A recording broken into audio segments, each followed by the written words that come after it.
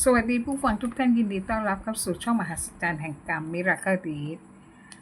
ชีวิตมีสองมุมมองให้เราเลือกมุมหนึ่ง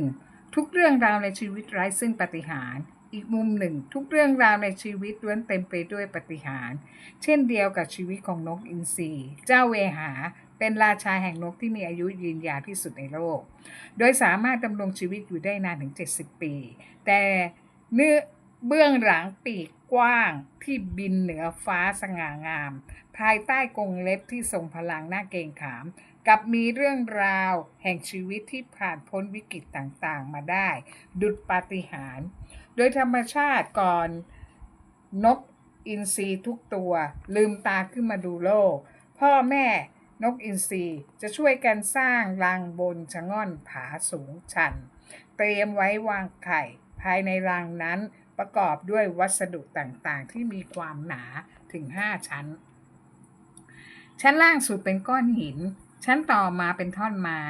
ชั้นต่อมาเป็นกิ่งไม้ที่มีหนามแหลมๆชั้นต่อมาเป็นใบไม้ชั้นบนสุดคือขนอ่อนนุ่มของแม่นกอินทรีตามลำดับแม่นกอินทรีจะวางไข่ราวๆ3-4ฟองลงในรังและกกไข่เป็นเวลานานพอสมควรจนฟักไข่ออกมาเป็นตัวเมื่อลูกนกอินทรีโตพอที่จะช่วยเหลือตัวเองได้บ้างแล้วบทเรียนแรกแห่งชีวิตก็จะเริ่มต้นขึ้นแม่นกอินทรีจะฝึกสอนลูกอินทรีด้วยวิชาการต่างๆ5ขั้นตอนเริ่มจากเอาขนนุ่มๆออกจากรังลูกเริ่มลำบากนอนไม่สบายเหมือนอย่างก่อนแต่ไม่นานก็จะปรับตัวได้จากนั้นจึงเอาใบไม้ออกจากรังจนหมดเหลือแต่หนามแหลมๆลูกก็ต้องพยายามนอนบนหนามให้ได้หมายความว่าเหล่านกอินทรีน้อยจะต้องมีสติอยู่ตลอดเวลาเพราะไม่ว่าจะพลิกตัวไปทางซ้ายหรือทางขวาถ้าประมาทก็จะโดนหนามทิ่มแทงเอาได้ง่ายๆต่อมาเอาหนามแหลมออกถึงตอนนี้กล้ามเนื้อขาของลูกๆเริ่มแข็งแรงบ้างสามารถเกาะกิ่งไม้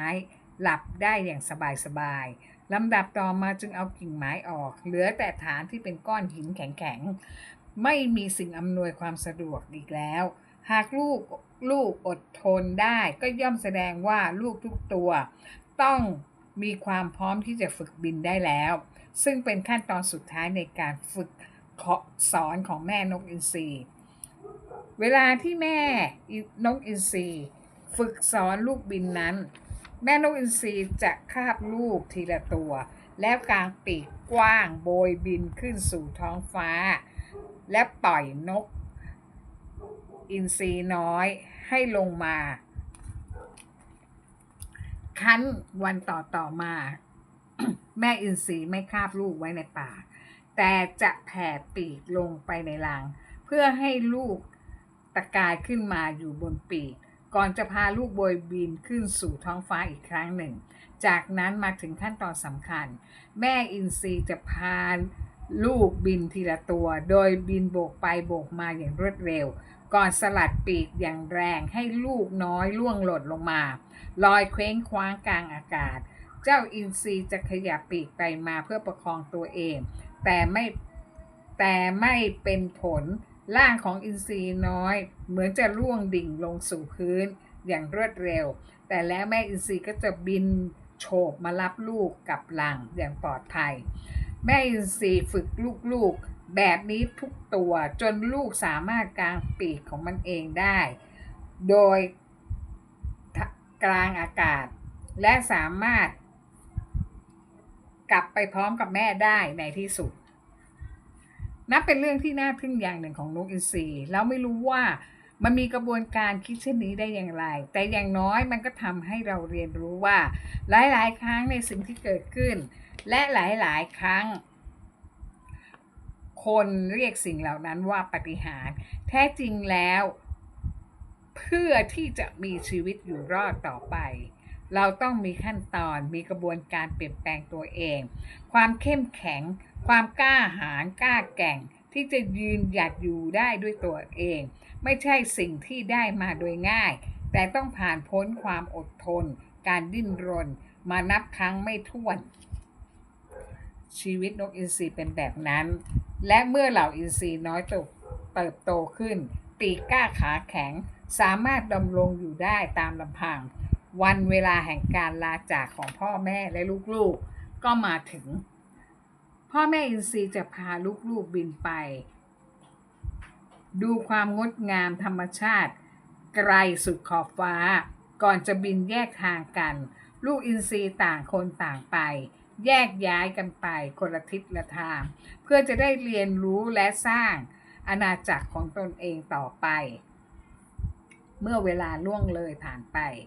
อินทรีน้อยใหญ่เติบโตขึ้นในวัยที่40ปีมันจะต้องเผชิญกับอุปสรรคครั้งยิ่งใหญ่อีกครั้งหนึ่งโดยจะงอยปากของมันจะเริ่มงองุ้ม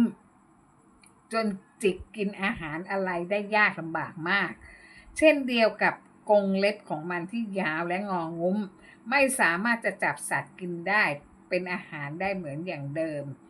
อีกทั้งปีกกว้างงามก็เกิดขนขึ้นคุมหนาและหนัก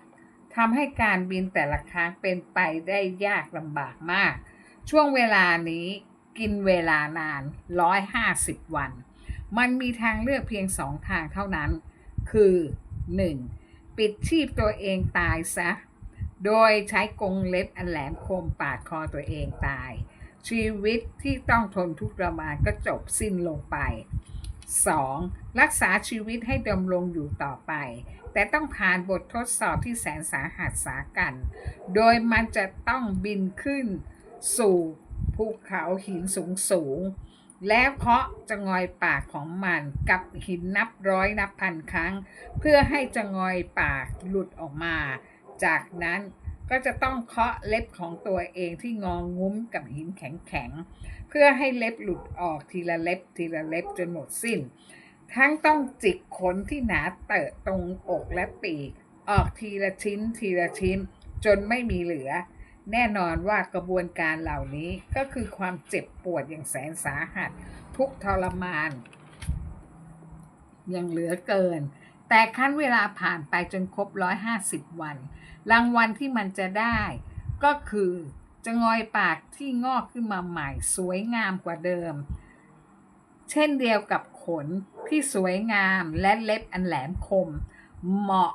กับการดำรงชีวิตและล่าสัตว์แต่สิ่งสำคัญก็คือมันจะมีชีวิตอยู่ต่อไปได้อีก30 ปีเป็นชีวิตที่สง่างามและมีเกียรติด้วยผ่านบททดสอบอันยิ่งใหญ่ของชีวิตมาได้มันจะบินขึ้นสู่ท้องฟ้าด้วยปีกที่ทรงพลังและความมั่นใจมากกว่าเดิม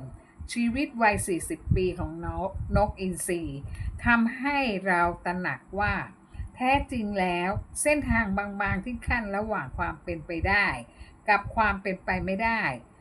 ก็คือการตัดสินใจของตัวเราเอง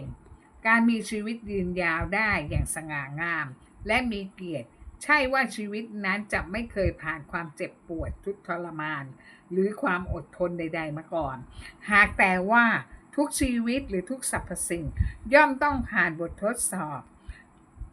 ต้องมีการเรียนรู้เพื่อหาหนทางที่จะก้าวหน้าเดินต่อไปได้เสมอมนุษย์เราเมื่อเกิดมาแล้วเราก็ต้องมีทั้งสุขและทุกข์